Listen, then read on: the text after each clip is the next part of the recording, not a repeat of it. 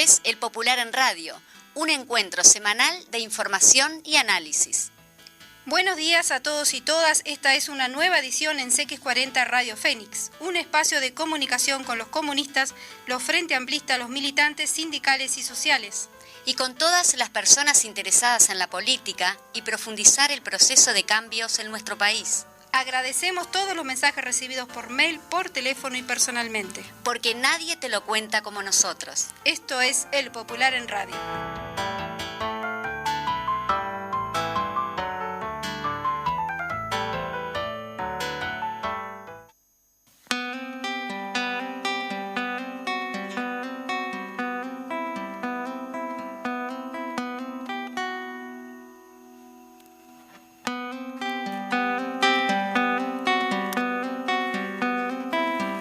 Buenos días, aquí otra vez, otro viernes con El Popular en Radio. Aquí estamos con María José Pedraja, Juan Landaco y quien les habla, Victoria Alfaro, en una nueva edición del Popular en Radio.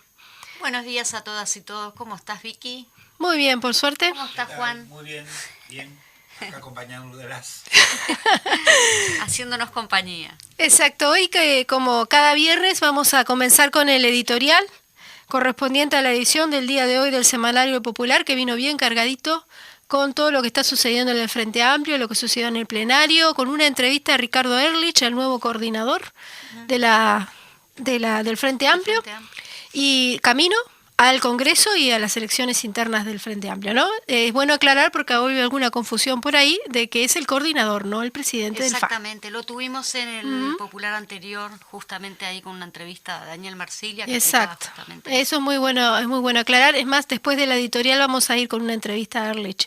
Y después tenemos también todo lo relacionado al fideicomiso con entrevistas a Metediera, quien integra la Intendencia Municipal de Canelones, y al diputado Ubaldo Aita, quienes hablan también del tema del fideicomiso y cómo el gobierno nacional le negó la posibilidad a Canelones de tener el dinero para hacer las obras correspondientes al departamento y dar sobre todo trabajo.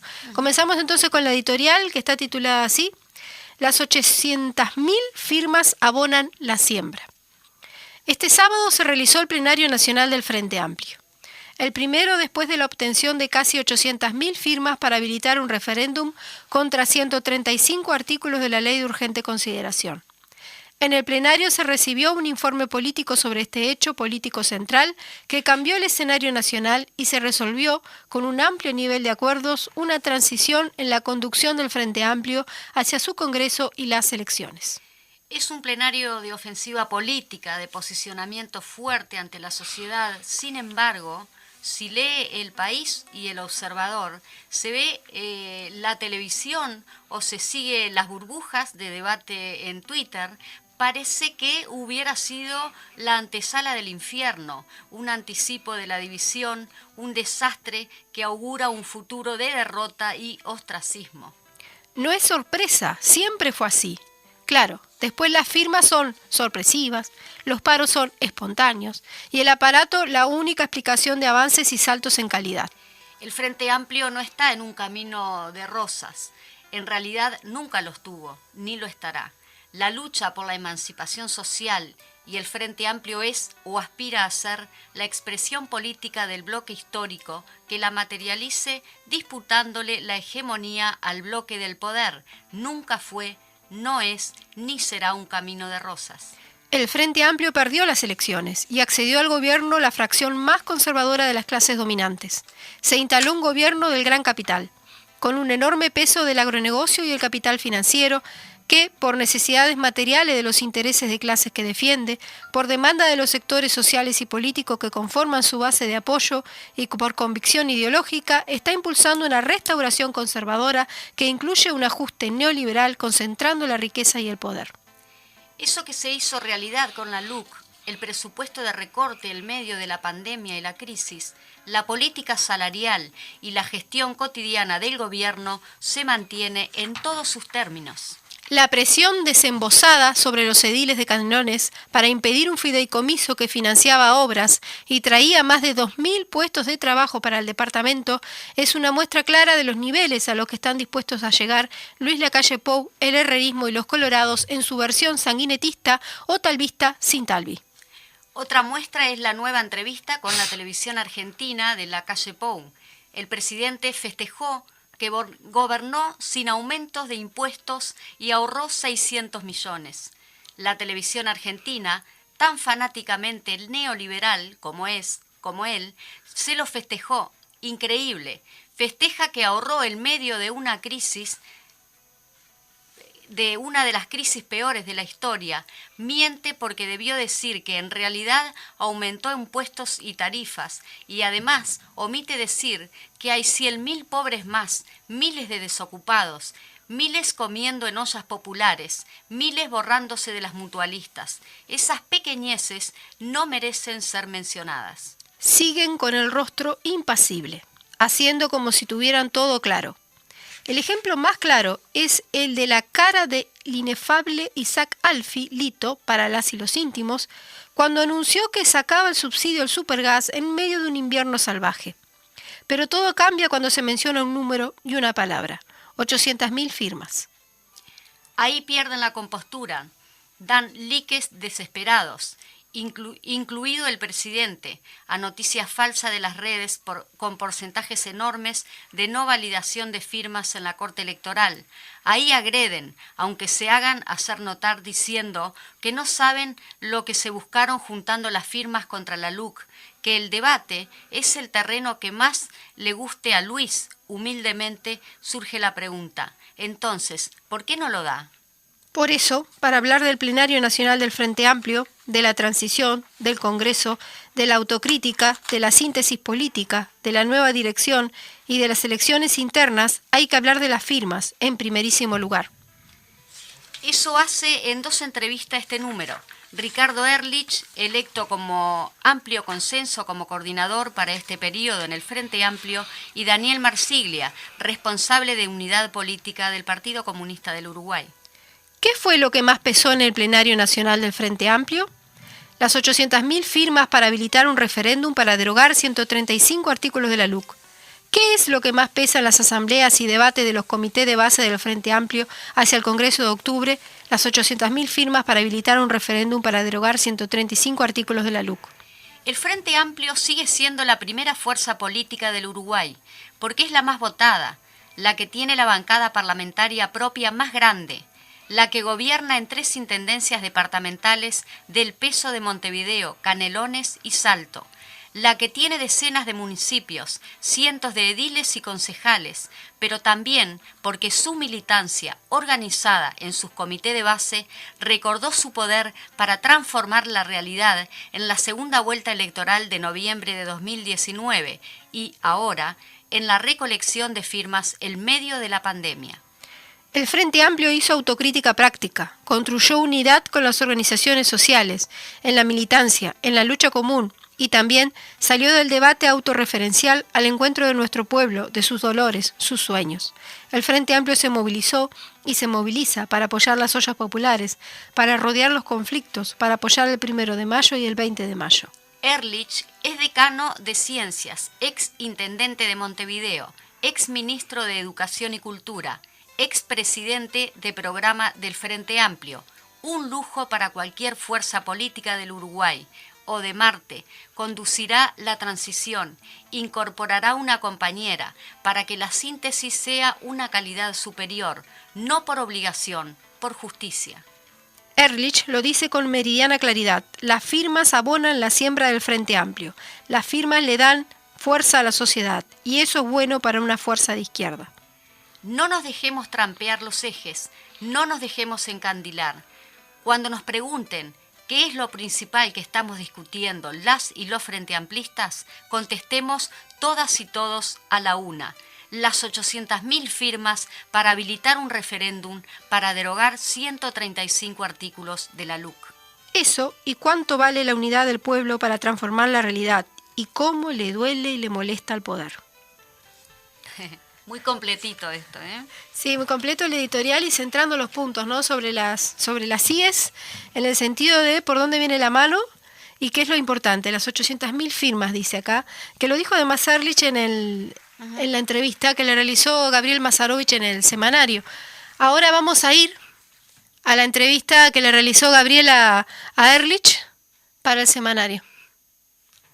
¿Cuáles fueron las principales decisiones del Plenario Nacional del Frente Amplio del fin de semana pasado, Ricardo? Bueno, hay aspectos que tienen que ver. Normalmente lo que nos está pasando en este momento es que la prensa ilumina toda la vida interna del Frente y después uno, con todos los desafíos que uno tiene en este momento, a veces terminamos centrados en la agenda interna y hay una agenda externa, una realidad nacional que requiere un esfuerzo muy grande, y el plenario se centró en ambos aspectos. En lo que refiere a la agenda interna, hay un calendario fijado de que en este proceso que yo diría de marcar un punto de inflexión en lo que ha sido todo este recorrido desde los 15 años de gobierno nacional, la derrota electoral, las consecuencias y cómo como fuerza política fuimos asumiendo responsabilidades, revisando las luces, las sombras, y digamos, era necesario hacer un balance de la gestión, hacer el desempeño durante todos estos años, al mismo tiempo una autocrítica, y tirar para adelante, comenzar a levantar la mirada hacia el futuro. Todo eso que va a ser laudado en un congreso en el mes de octubre, de alguna manera estaba presente en los documentos que el plenario sigue en cuarto intermedio ha considerado. Hay documentos que han sido elaborados preliminares a presentar al Congreso, el plenario aprobó para su circulación, que resumen los aportes del conjunto de movimiento y coalición que conforma el Frente Amplio. Creo que es algo valioso. No todas las fuerzas políticas osan revisarse, hacer una autocrítica de cada la ciudadanía. Eso es un aspecto. El otro tiene que ver con lo que es la transición, la renovación de autoridades, como corresponde. Javier Miranda presentó renuncia luego de completar su periodo como presidente del Frente, y el plenario acordó designar una coordinación transitoria.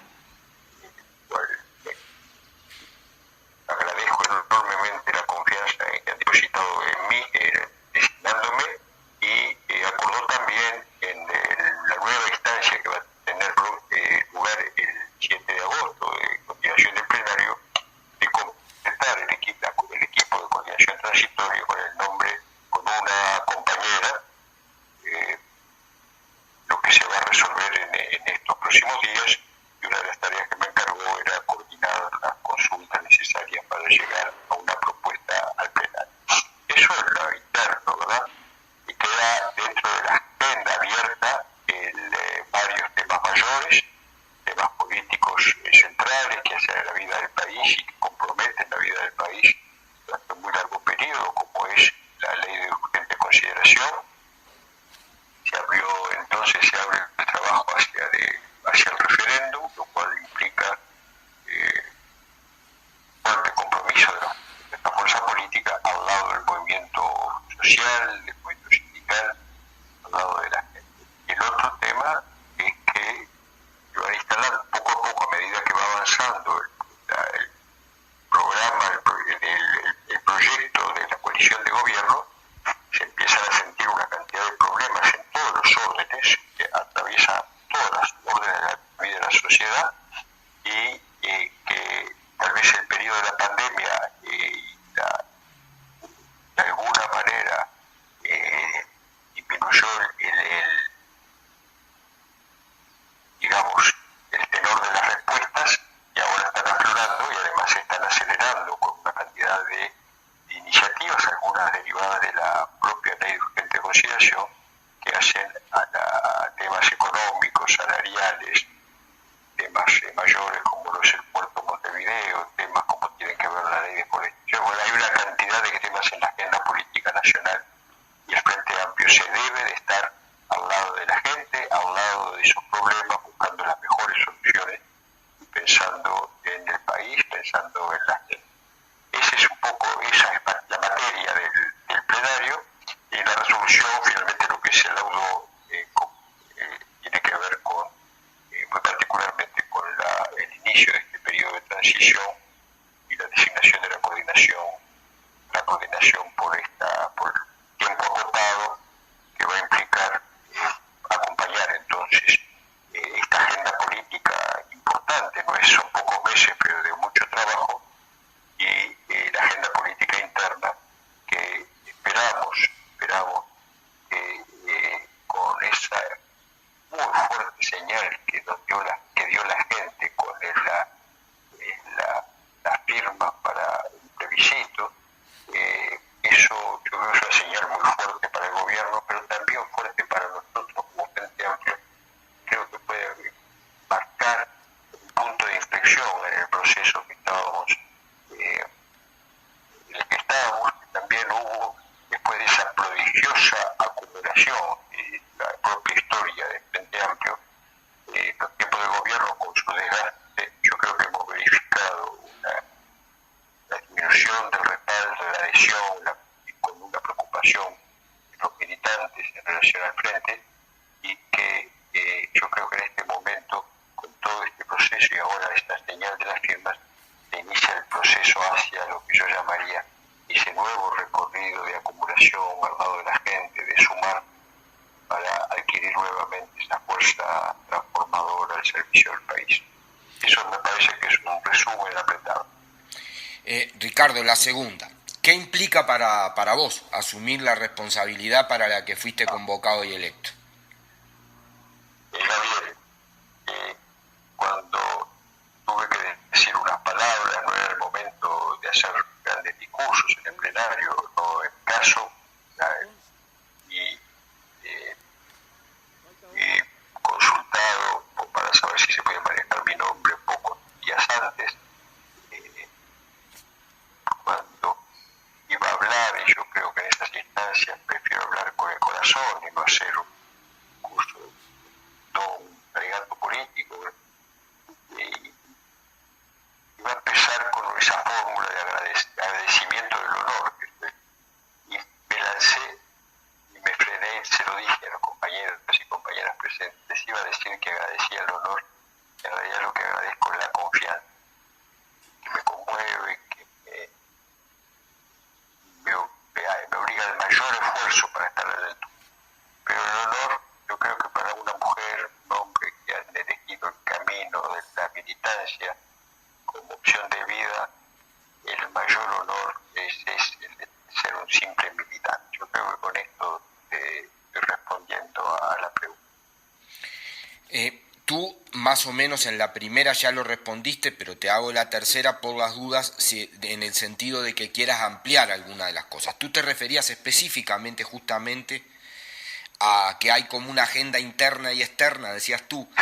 ¿Cuáles son los centros políticos del trabajo a desarrollar en estos meses? Yo tengo la última sobre las 800.000 firmas, me parece que hay que insistir con eso porque lo quieren borrar.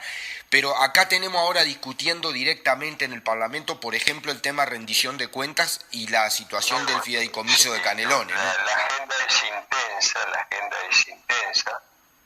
En el Parlamento hay una cantidad de iniciativas. La rendición de cuentas es un momento mayor en la vida política del país que marca el año, los próximos tiempos, y hay ahí una serie de temas preocupantes arriba de la mesa. Hay temas preocupantes en todos los órdenes. Tendría que hacer de una rendición de cuentas con aspectos muy diversos. Hay temas importantes ahí, mencionaría el tema de colonización, el tema, no sé, en este momento hay no te pediría que no mencione ninguno especial, hay una cantidad de temas arriba de la mesa, hay temas mayores que hacen a la vida del país, como la forestación, el tema de asentamientos y colonización es un tema que está en la propia ley. Hay temas que tienen que ver con los temas de convivencia y seguridad, que también están son preocupantes, y sigue estando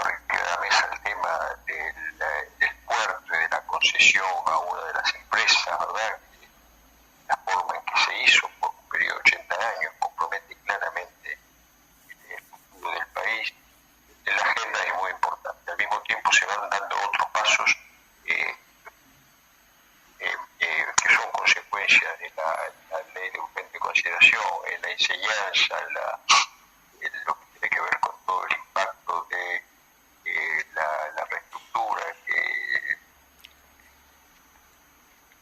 ha cambiado la conducción de la enseñanza, la separación de la expresión de los cargos electivos en los consejos desconcentrados, la supresión del Sistema Nacional de Educación Pública, de coordinación de todos los componentes del sistema público, universidad, UTEC, los consejos desconcentrados de la NEP. La agenda es extensa. Los compañeros y compañeras a nivel parlamentario están trabajando de forma muy importante. Eso por un lado. El tema del plebiscito es un tema que va a llevar muchísimo tiempo, pero al mismo tiempo, Gabriela, hay una cantidad de problemas, yo quise señalarlo al principio. El impacto de la pandemia, más allá de lo que oportunamente se dijo, y yo mismo lo he dicho en distintas ocasiones, cuanto al impacto directo, el número de muertes, de cómo había que haber tomado medidas que disminuyeran la circulación viral a tiempo y que combinada con las vacunas que cuando llegaron, podíamos haber pagado precios menores. La pandemia todavía está, en este momento las cifras son no satisfactorias, pero hay una amenaza latente que hay que estar muy atento y nuevamente es importante tomar medidas precautorias, pero el impacto de la pandemia no se limita solo a la mortalidad y morbilidad por el virus, el COVID-19, sino al impacto en todos los órdenes de la vida de la sociedad del país. El impacto en el trabajo y la economía ha sido importante, sobre todo en algunos sectores, en el trabajo de forma muy marcada, con un número muy alto de las personas que están sin trabajo o condiciones precarias, la expulsión de muchas familias del entramado social, el número de pobres que aumenta, una nueva población en situación de calle,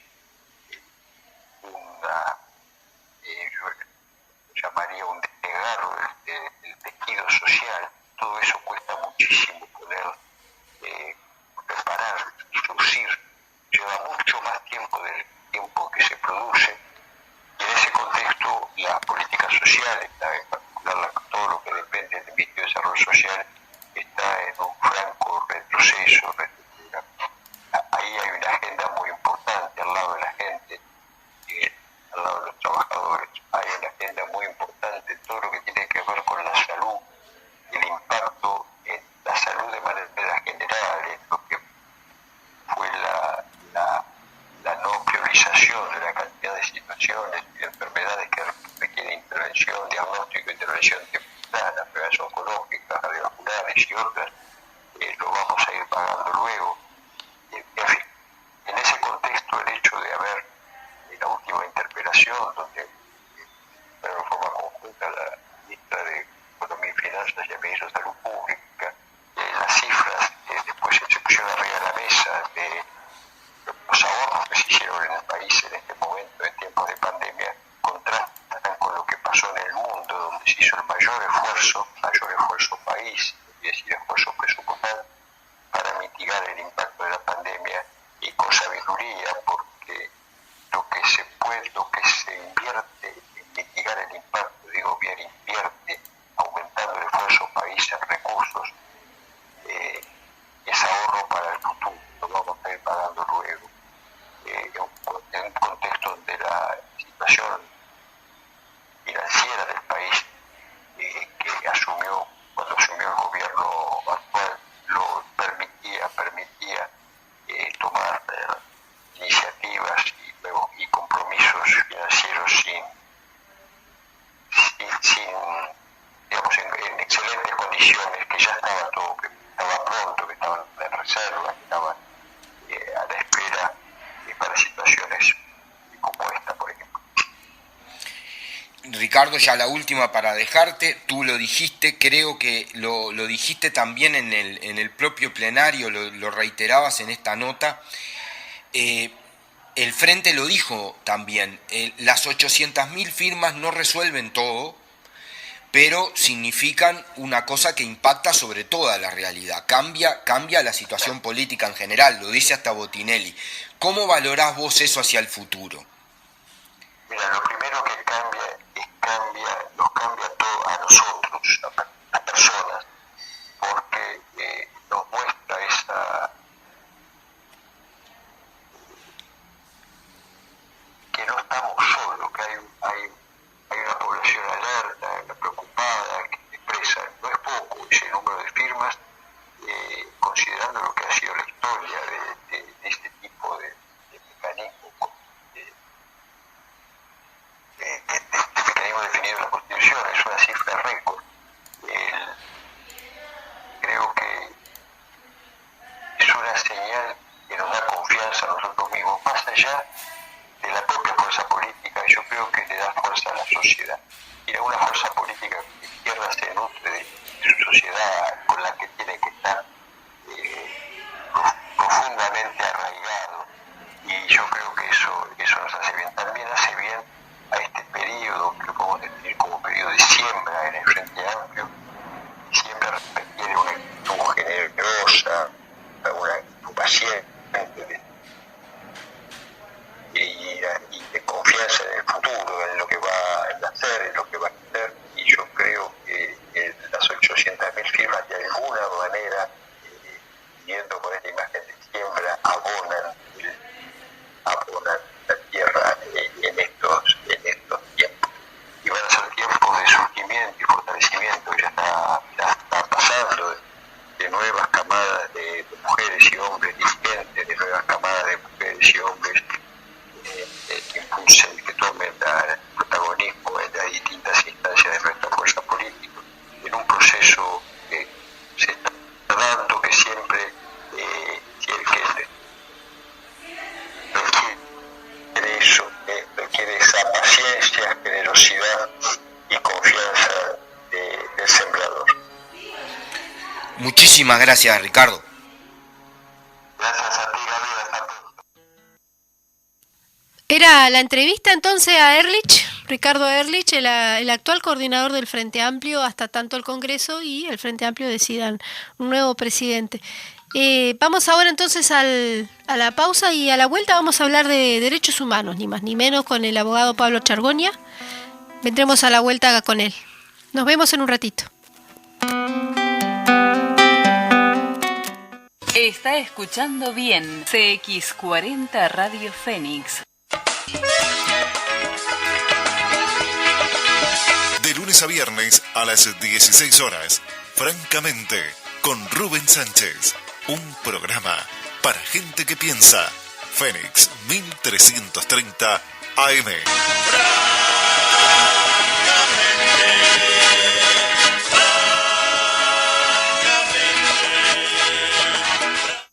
Hablemos de logística. Mira tu computadora, el televisor o cualquier producto. Pensá en lo que pasó desde la fábrica hasta tu casa. ¿Quién lo acondicionó? ¿En qué medio se transportó? ¿Por qué puertos transitó? ¿Dónde fue almacenado? ¿Y cómo llegó a tu casa? Todo eso es parte de lo que hacemos. Somos Catunasi, expertos en logística trabajando en el mundo para que las cosas lleguen al lugar adecuado, en el momento y en la forma apropiada. Visítanos en ktnuruguay.com.uy. Campaña de bien público en el marco de la Ley 19.307.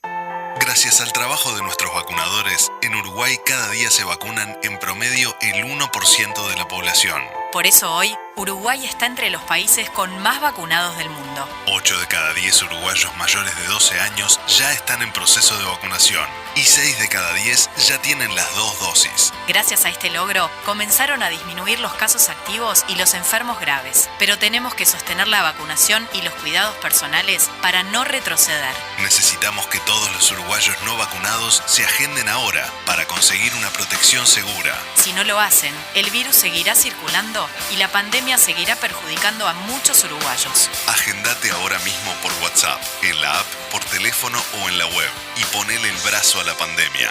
Uruguay se vacuna. Ministerio de Salud Pública. Presidencia de la República.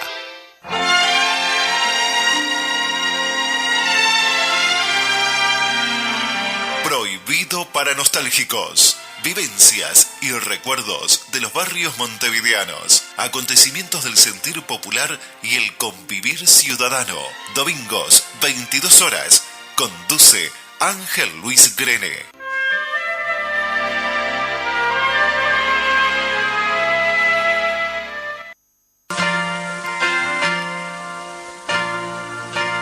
ASPU, Asociación de Plásticos Unidos, que se emite todos los jueves a las 15 horas.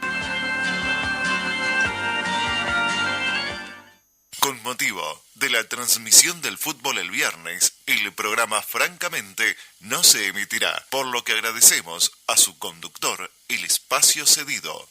Fénix cambia sin perder la esencia. Y ahora nos puede escuchar desde su celular, bajando nuestra aplicación. Búscanos en Play Store como Radio Fénix 1330 AM y llévenos siempre en su celular, esté donde esté. Radio Fénix 1330 AM. CX40 Radio Fénix 1330 AM, Montevideo, Uruguay.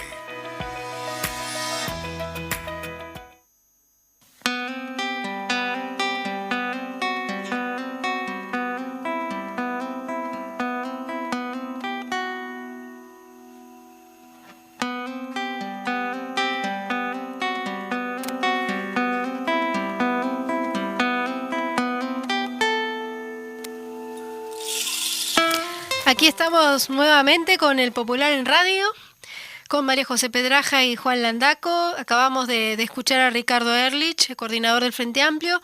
Y ahora, María José, vamos a una entrevista con el abogado Pablo Chargoña sobre... Sí, justamente quizás hacer un adelantito ahí. Es un caso que el Popular lo está llevándole, el portal del Popular, y bueno, en esta oportunidad aquí, en esta instancia, la radio. El colectivo Ágora también por allí en Canelones está siguiendo muy de cerca el caso de los vagones. ¿Cómo puede ser que la tortura, las violaciones, todo lo que compete a los derechos humanos pueda proscribir, ¿no? Es como lamentable, pero el juez de primer turno de Canelones, Luis Alberto Sobot, definió la prescripción del delito de tortura que se imputó a los policías retirados Hugo Guillén, Winston Vitale y Alejandro Ferreira, quienes operaron en el centro clandestino Los Vagones allí en Canelones, que funcionó entre finales de la década del 60 y mediados de los 70. Por allí tenemos a Chargoña, que justamente está siguiendo el caso muy de cerca y en este momento exactamente es el abogado de... y en este momento lo tenemos al aire. Bueno, primero que nada, Pablo Chargoña, buenos días, ¿cómo estás? ¿Qué tal? Buenos días, ¿cómo andan? Un gusto, Pablo. Igualmente.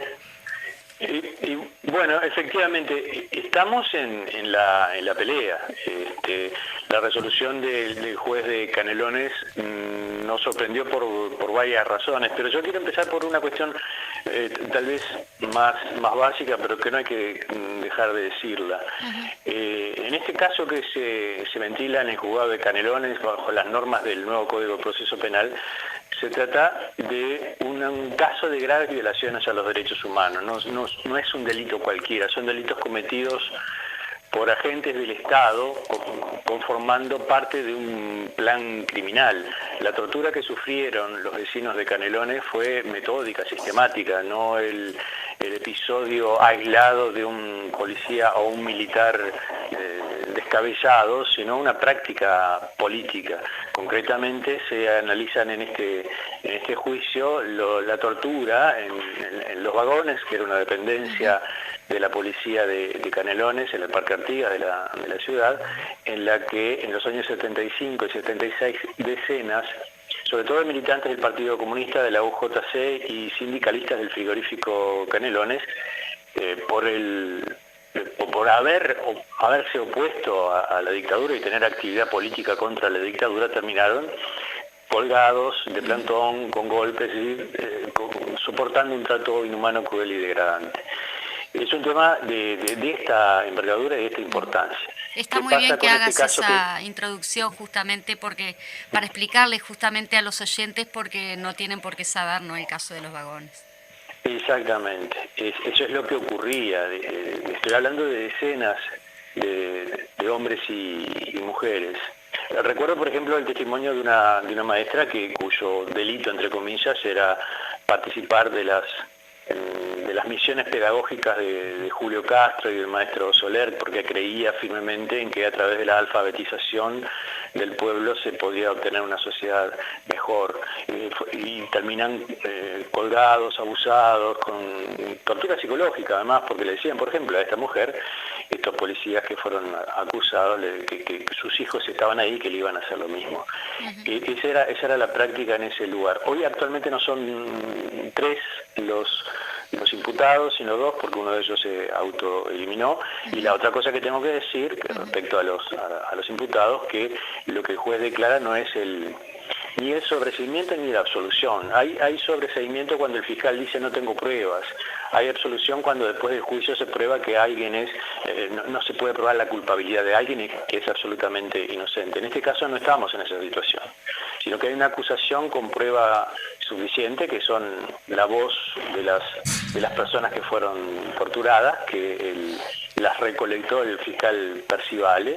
Estos testimonios que yo estoy reproduciendo son los que obran en las grabaciones y en el expediente, y lo que hicieron estos policías retirados a través de su defensa fue guarecerse en el transcurso del tiempo, en la prescripción de la acción penal, que es la misma actitud que adoptaron los nazis en Alemania en la década de 60, es decir, que invocar el transcurso del tiempo para liberarse, ya no del castigo solamente, sino liberarse del propio juicio. Lo que es de lamentar, porque el juicio ventila estas cosas para que la gente las sepa, sobre todo en un caso como el de este caso de juzgado de Canelones, que estaba regulado por el nuevo Código de Proceso Penal, y se esperaba un juicio oral y público. Esto es importante porque para que las sociedades se defiendan de la ocurrencia futura del terrorismo de Estado es necesario conocerlo.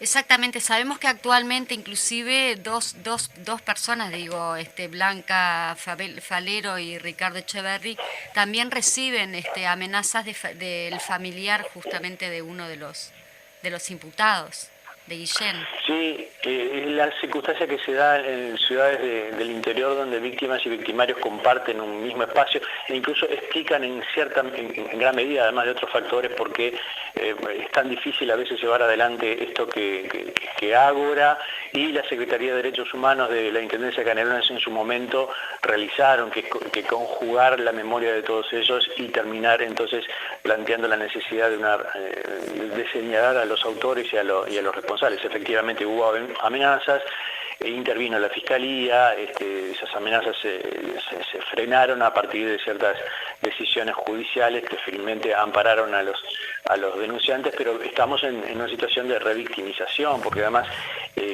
Blanca y Ricardo vuelven a revivir, como ocurre en todos los casos. Las personas que fueron torturadas en la década de 70, cuando describen lo que les pasó, lo reviven. Entonces es una situación realmente muy difícil, muy compleja. En definitiva, esta resolución que nos sorprende y las rechazamos, ya fue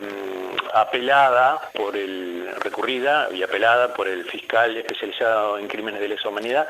Lo vamos a hacer nosotros también en representación de las víctimas y vamos a plantear que no se puede disponer de la prescripción de esta denuncia, de estos delitos imputados, entre otras cosas, entre otros argumentos, porque desde el año 2011 la sentencia de la Corte Interamericana, en el caso Hellman versus Uruguay, condena en términos muy precisos, a no aplicar la prescripción en caso de graves violaciones a los derechos humanos. Entonces, en sí mismo, la resolución del juez Sobot irroga responsabilidad internacional al Estado uruguayo, lo expone a cuestionamientos, porque lo que le ordenó y lo que implica la condena de esa sentencia histórica en el caso Hellman es que cuando hay crímenes cometidos por agentes del Estado como parte de un plan de represión masiva y sistemática, no pueden dejarse de investigar esos hechos y de eventualmente castigar a los responsables. Pablo, justo recién mencionabas con respecto al caso de la resolución de la Corte Interamericana sobre el caso Hellman, ¿no? Que justamente no podrían estar, digamos, reafirma y genera antecedentes. ¿Por qué los jueces o el juez, o cuando cambian, siguen insistiendo y dando plazos, teniendo ese antecedente tan fuerte, ¿no? Se sigue dilatando. Exactamente. En realidad acá hay una evolución que en Uruguay es muy lenta para incorporar las decisiones de la Corte Interamericana y para entender que el derecho internacional de los derechos humanos forma parte de nuestro marco jurídico. Si uno lee el decreto del juez Sobot, no va a encontrar una sola norma referida al derecho internacional de los derechos humanos. De hecho, considera al imputado, considera a los dos acusados, pero en ningún momento hace siquiera mención al derecho de las víctimas. Y las víctimas tienen derecho a la protección de los tribunales.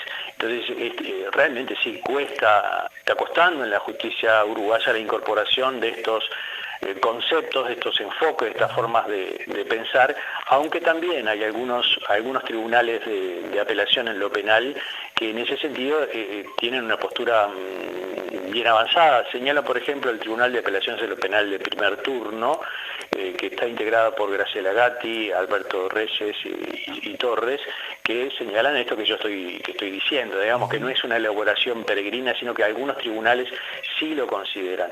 Es necesario que en realidad haya una mayor homogeneidad y se avance en ese sentido de reconocer el derecho de las víctimas a la protección de los tribunales después de tanto tiempo y el deber internacional de investigar, juzgar y eventualmente castigar a los responsables. Digo en estos términos por eventualmente castigar porque en todo caso eso se va a hacer en el marco del debido proceso, que esa es la gran diferencia entre lo que ocurría en el 75, cuando te secuestraban, te desnudaban, te ponían de plantón y después de 30 días te llevaban a un juez militar, con esta situación que tenemos hoy, en la que lo que se pretende es elaborar prueba, que los imputados realicen su defensa y que a partir de ese juego de acusación y defensa haya una sentencia. Pablo, estamos viendo aquí que volver a reiterar que se trata de delitos de lesa humanidad, ¿no? A nivel internacional y debería ser aplicado en los mismos términos aquí en Uruguay. Y eso es bueno recalcarlo porque no es cualquier delito, lo que vos decías al principio. Exactamente.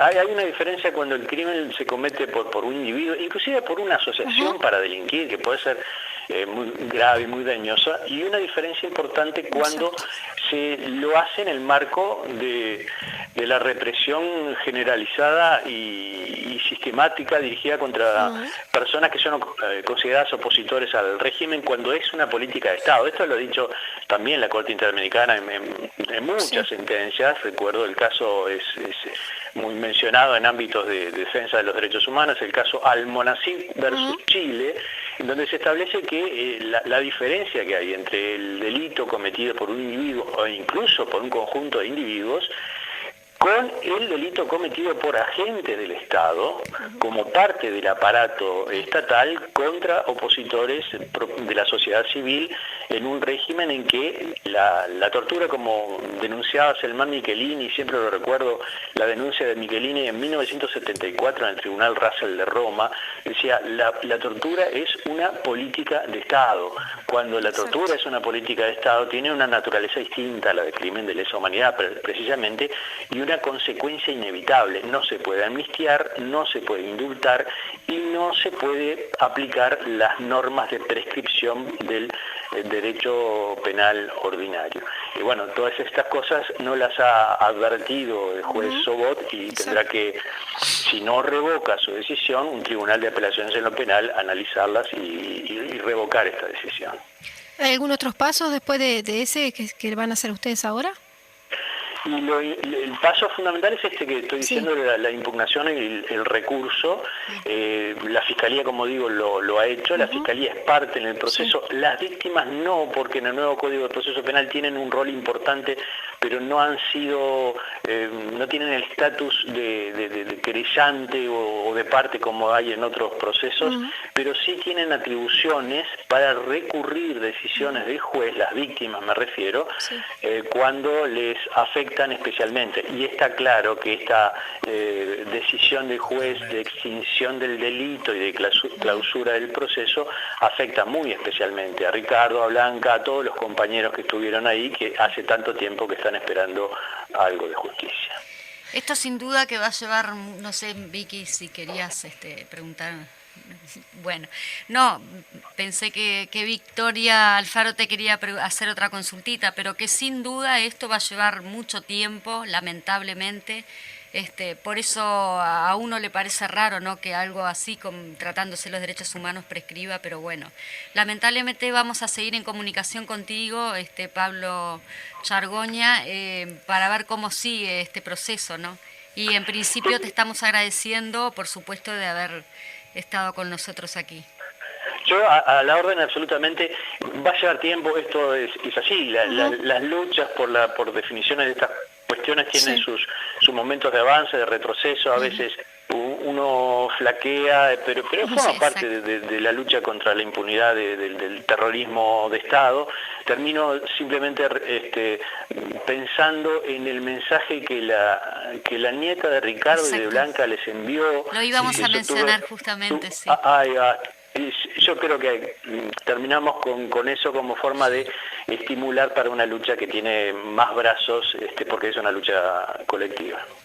Sí, exactamente. Obviamente que esta nota va a salir también en el portal del Popular y sin dudas que vamos a adjuntar a la nota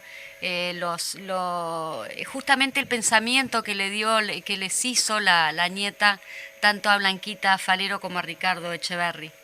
Muy conmovedora. Me parece bien. Muchas gracias, Pablo Chargoña. Gracias a ustedes. Nos vemos. Un abrazo. Sí, ayer justamente en el programa que teníamos anterior, del día jueves, estuvimos allí en una instancia de lo que es derechos humanos. En la instancia de los derechos humanos, por allí leíamos la carta justamente que la nieta de Ricardo y de Blanquita les escribía, y muy conmovedora. Es bueno saber que la lucha continúa a través de los nietos, ¿no? ¿Tenés ahí Justamente tenemos en el mismo marco de los derechos humanos, mañana, sí, la nota, la vamos a leer exactamente y vamos a anunciar un... Eso.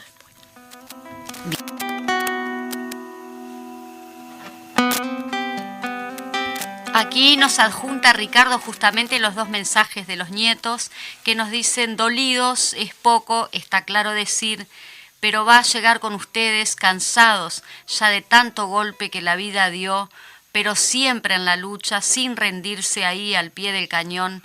Por eso los amo, por no rendirse, por siempre estar, siempre estar juntos, porque la vida no me pudo dar mejor tata que vos, le dice justamente la nieta, y abuelo, refiriéndose a Blanquita. Siempre, siempre es el orgullo de mi vida. Ese juez es tonto, no le cabe otra palabra. Por suerte ustedes se han encargado de dejar su huella y eso ni un juez ni ellos lo van a poder borrar. Ustedes son la voz viviente de sus delitos y eso no caduca.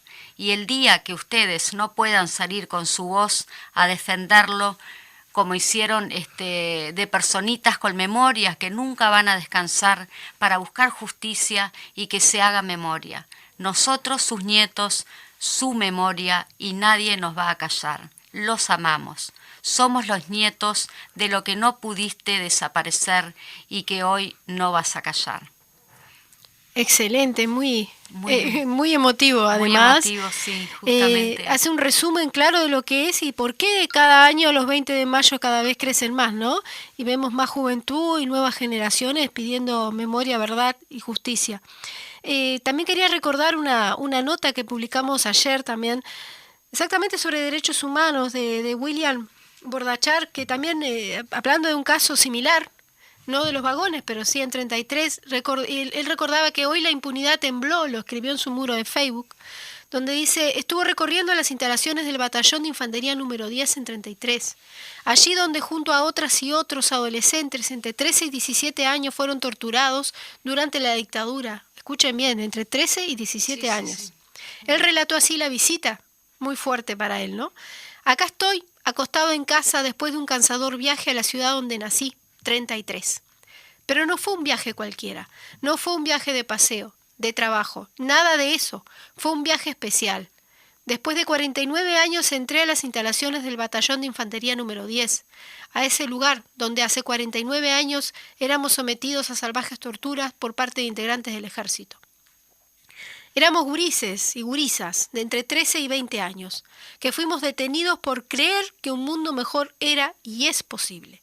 Ya hace casi 10 años que deambula en los juzgados nuestra denuncia. 10 años. Contra nuestros torturadores. Seguimos esperando que se haga justicia, sostuvo. Hoy nos tocó revivir aquellos años, identificando algunos lugares donde nos tocó sufrir esa triste y dura experiencia. Sensaciones raras y extrañas sentí cuando entré al cuartel. He buscado palabras para describirlas y no lo he logrado y no sé explicarlo. Creo que todo lo hecho hoy no ha sido en vano, como lo dije. La impunidad tiembla. Jamás vamos a bajar los brazos. Iremos quedando viejos con nuestras nanas, pero siempre con la firmeza de seguir en nuestra lucha por verdad y justicia. Hoy dimos un paso más y, como dije, no fue en vano. Gracias a quienes nos acompañaron en la tarde de hoy, a los integrantes del plenario intersindical de 33, a Marisa Fleita Mariño, a Liliana Pertug Franco por la valentía. Como dije, hoy la impunidad tembló.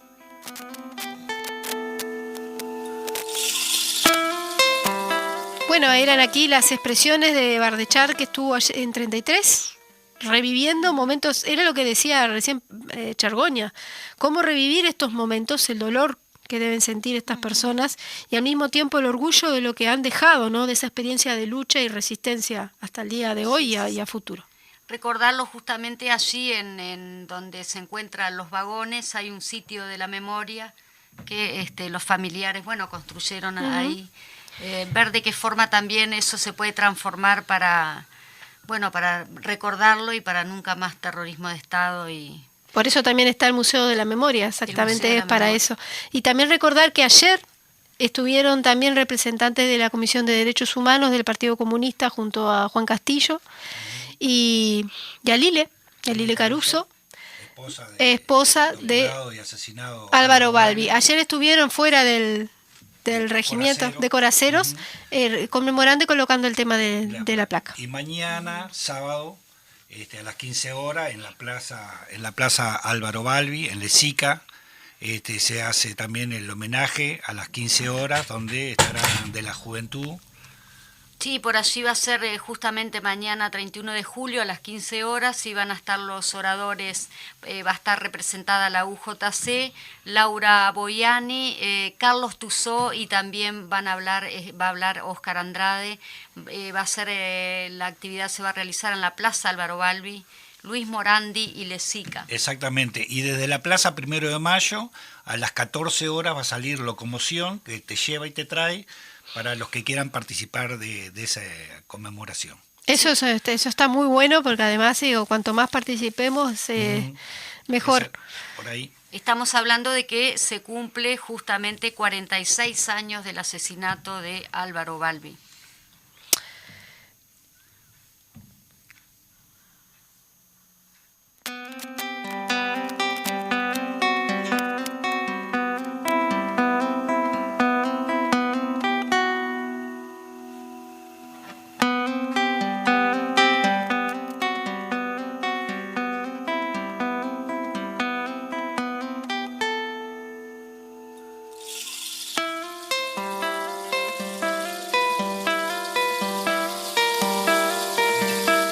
Por acá vamos a pasar justamente de Álvaro Balbi, que nació el 4 de enero de 1944 en Montevideo.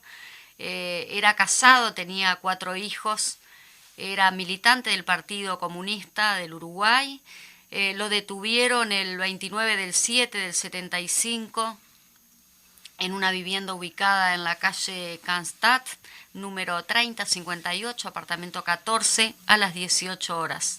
Circunstancias.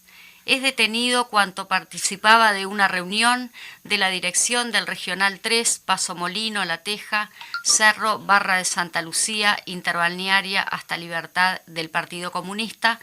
Reclusión, lo recluyen en la Dirección Nacional de Información e Inteligencia, de Departamento 2, trasladado a Caballerizas.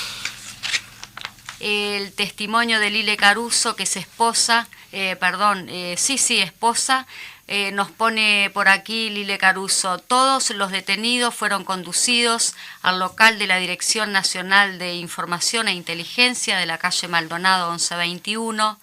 Más tarde fueron retirados de allí, todos juntos y encapuchados, y llevados a un vehículo a otro lugar, que por varios testimonios se supo que fue al batallón de infantería blindado número 13. Al primero que torturaron fue a Balbi. Los compañeros sintieron los gritos y golpes y después silencio total.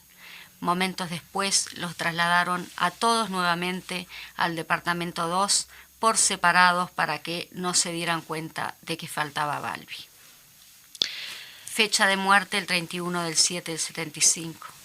Exactamente la fecha que se hace mañana, y por eso la conmemoración en la Plaza Balbi. Es bueno seguir recordando a estos compañeros y compañeras que cayeron luchando por una sociedad mejor, ¿no?